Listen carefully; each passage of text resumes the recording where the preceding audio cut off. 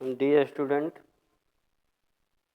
आंकिक प्रश्न न्यूमेरिकल देखिए। यहाँ से आपको न्यूमेरिकल कैसे लगाया जाता है ये आपको बताया गया है।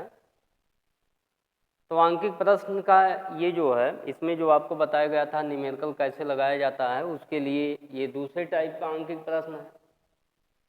ये बोर्ड में और कंपटीशन के दृष्टि से बहुत ही इम्पॉर्टेंट है।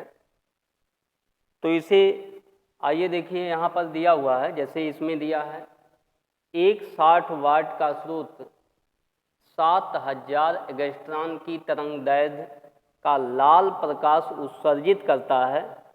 स्रोत से प्रति सेकंड निकलने वाले फोटॉनों की संख्या ज्ञात कीजिए। तो यहाँ पर फोटॉन की संख्या पूछा जा रहा है कि फोटॉनों की संख्या क्या होगी प्रति सेकंड। ये ध्यान देंगे, इसमें प्रति सेकंड पूछा जा रहा है। प्रति सेकंड उत्सर्जित फोटॉनों की संख्या यहाँ पे माना गया है स्मॉल है। तो यहाँ हमको इस आंकिक प्रश्न में ये ध्यान देना है कि जो यहाँ पर लिखा है 60 वाट, ओके, इस 60 वाट या 60 जूल भी दे सकता है यहाँ पर। तो अगर जूल में दिया है तो उसमें हम टी से डिवाइड कर देंगे तो जूल बटे सेकंड हो जाएगा। वाट, तो जैसे थोड़ी देर के लिए यहाँ पर देखिए, वाट जो होता है, 1 वाट बराबर होता है 1 जूल बटे सेकंड।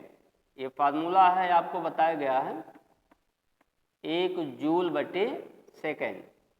तो ये किसका मात्रक है? ये शक्ति का मात्रक है, और शक्ति का मात्रक जो होता है वो वाट होता है।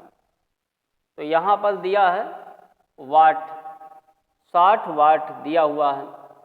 तो 1 वाट बराबर होता है 1 जूल बटे सेकंड।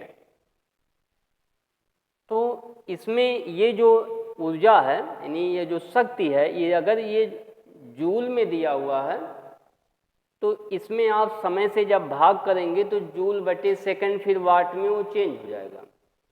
लेकिन यहाँ जो भी कैलकुलेशन करना है आपको, वो प्रति सेकंड ही ज्ञात करना है। ये बहुत काफ़ी न्यूमेरिकल में पूछता है।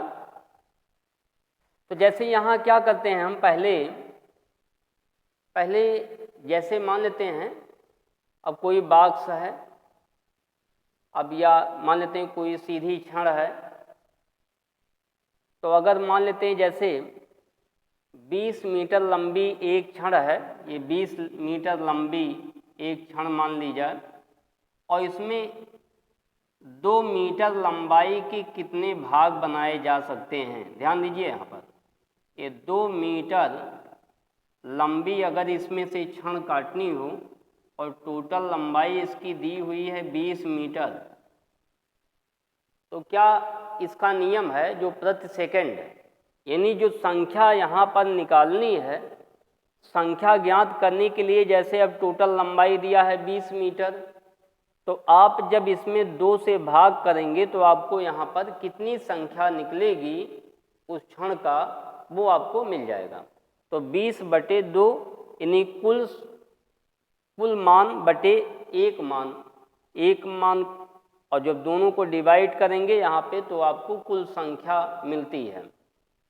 तो यहाँ पर स्पष्ट है कि कुल संख्या बटे एक संख्या से अगर हम भाग कर देते हैं तो हमको नंबर ऑफ फोटॉनों की संख्या मिलेगी। तो यहाँ जैसे दिया गया है, एक फोटॉन की ऊर्जा यहाँ पर कैपिटल ई है, तो एक फोटॉन की ऊर्जा यहाँ पर कैपिटल ई माना गया है, और प्रति सेकंड उत्सर्जित फोटॉनों की संख्या n है। तो n का जो मात्रक यहाँ पे बनेगा वो प्रति सेकंड बनेगा। तो प्रति सेकंड यहाँ n में आया हुआ है, तो ये e का मान होता है जूल, तो इसका मात्रक जो बनेगा वो जूल में बनेगा। और n में जब आप प्रति सेकंड, यानी जब यहाँ भाग करेंगे समय से, तो जूल बटे सेकंड हो जाएगा, और ये वाट है। तो दोनों तरफ के मात्रक इक्वल हो गए।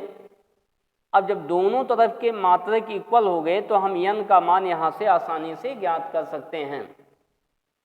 ठीक है, अगर मान लीजिए यहाँ पर ये जूल में दिया होता, तो अब एक फोटॉन की जो ऊर्जा है वो कैपिटल ई जूल, और यहाँ ये भी जूल में दिया होता, तब आपको यहाँ पर जो फोटानों की संख्या केवल मिलती, उसमें प्रति सेकंड आपको नहीं लिखना पड़ेगा। तब वहाँ पे लिखते हैं आप केवल फोटानों की कुल संख्या, तो यहाँ कुल ऊर्जा और बटे एक फोटान की ऊर्जा, तो यहाँ जब भाग कर देंगे तो आपको फोटानों की संख्या मिल जाएगी।